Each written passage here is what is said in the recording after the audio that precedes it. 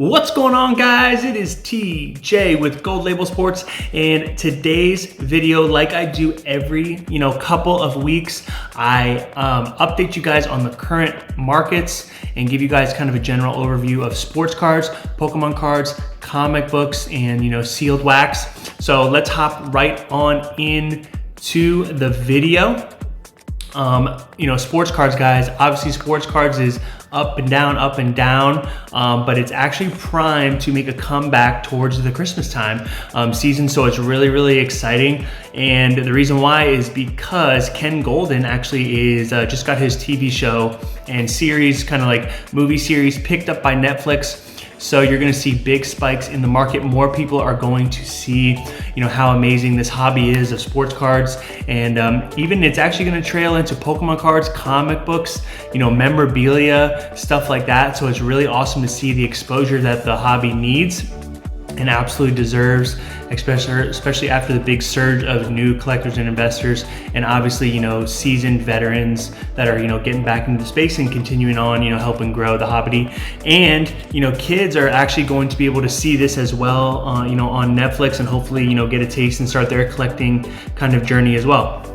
So sports looking up right now. Now, if you want to go into the card values, so the card values are absolutely going to probably go down a little bit from now until Christmas time, like I said. And the reason being is because, one, people are unloading for Christmas.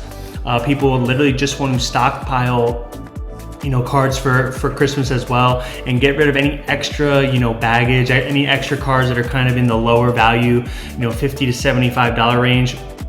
And people are trying to take that money into bigger cards and give themselves a Christmas present. Which that's awesome to see that people are literally wanting cards for Christmas now, and just to think how how far we've come as a community over the last 2 to 3 years, and it's just so great to see the progression. So obviously with the market too, you got to have fun, continue to have fun, collect what you want to collect, and not just kind of be in it for for the money and stuff like that. I think people get caught up in the money side of things, even though it can be very lucrative and very beneficial. That will come once you start building portfolios. So sports cards, guys, absolutely go look for those LeBrons, Jordans, the vintage cards that you've been kind of wanting. And some rare modern cards that are out right now, like the Lucas, the LeBrons, stuff like that, which is awesome to see. Pokemon cards. So this, I'm gonna actually, say this with full confidence.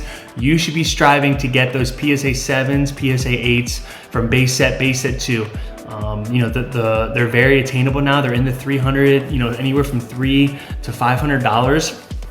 And it's really great to see that the market is finally coming down a little bit, because now is the time to buy. So if you're, obviously the everyday modern collector, you kind of, you're just starting out, XYZ, base set is an amazing card to get of Charizard, because you're able to obviously get a really valuable card, but it also helps you propel you on your journey and helps you, set the goals that you want to do. It helps you, look into kind of the story behind the cards, and just helps you keep going on your journey. So for me, I'm a huge Charizard collector. Right now I'm compounding, like I say a lot on this channel, and essentially taking more of my modern cards and on higher grades and selling them off to get bigger cards that are more rare and vintage. So using those profits and that revenue to increase the overall net worth of my portfolio value.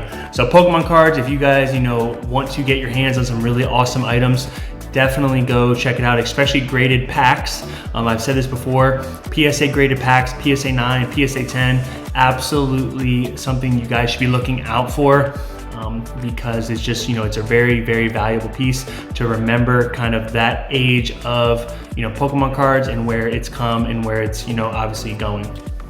So right down the list, guys, we got comic books. I don't have to say much about this. Comic books is still in the early stages of becoming like a public market. So the prices are really low right now, and they're spiking up when more people are finding these certain comics and these certain series and subsets, and in the Bronze Age, Silver Age, and Gold Age. If you guys have these comics, they're going up. You're making some really good, marginal revenue, and keep on stacking up, and then obviously look to sell obviously within the next year. Don't really wait. Don't really wait for the next week and sell the next week, because it's not going to happen. Even though comics are going up more than anything else, you should continue to keep building a portfolio, building a strong portfolio to sell one day. And you always want to have an exit strategy with your portfolios, because then you sell and then you take the profit, you start over and build a new collection. You start over, right? Do it again and then build another one. So you keep the trends going, you keep kind of that journey going, ultimately until you have a portfolio that accomplishes all of your goals. So sealed wax. I have said this on a couple videos. Sealed wax is going up, because obviously you realize that obviously you can pull huge cards from some of these packs and booster boxes and, you know, hobby boxes and all that stuff. But, you know, the populations are very high on a lot of the other cards and the pull rates are not as good. So people are realizing, okay, you know, it's better for me just to hold the sealed wax, obviously version of, you know, of that card in, you know, in that box. And then they're flipping them and selling them. People, you know, just literally want to say that they have the box from that set that everyone is, you know, kind of running after, whether it's Topps Chrome, Prism, Select, anything like that, you know, from kind of the glory years of, you know, 2012, 2013, even now. So people are definitely seeing the value in holding sealed wax, because, you know, it's just, you know, it's a piece of history, you know, from where the hobby was to where the hobby is now. And also amazing cards in some of these sets. So people just want to know that they have the probability of, you know, cutting that open one day and pulling, you know, a crazy, let's say Tom Brady or a crazy LeBron or Peyton Manning or whatever it is, or Michael Jordan. So keeping, you know, your possibilities endless. So with all that being said, guys, that's kind of just a general overview of, you know, where obviously the market is now. From my eyes, I think it's an amazing time to build portfolios that have the potential to be high net worth. It's a great opportunity to get, you know, sell your modern cards, obviously just to, you know, help, you know, other investors and collectors that are starting out grow their portfolio. And it's a great time to compound your collection, to get higher value cards through kind of selling your stuff that isn't as valuable. So, you know, this is TJ with Gold Label Sports, guys. Hope you guys like that mini little market update, and we will resume videos next week. Hope you guys enjoyed this one. Give a like, you know, give a comment about what you're investing in right now and what you think of the current sports card market, and also Pokemon cards, comic books, whatever you decide to that you are collecting full time. And we'll see you in the next video. Thank you so much for tuning in, and excited to see your thoughts.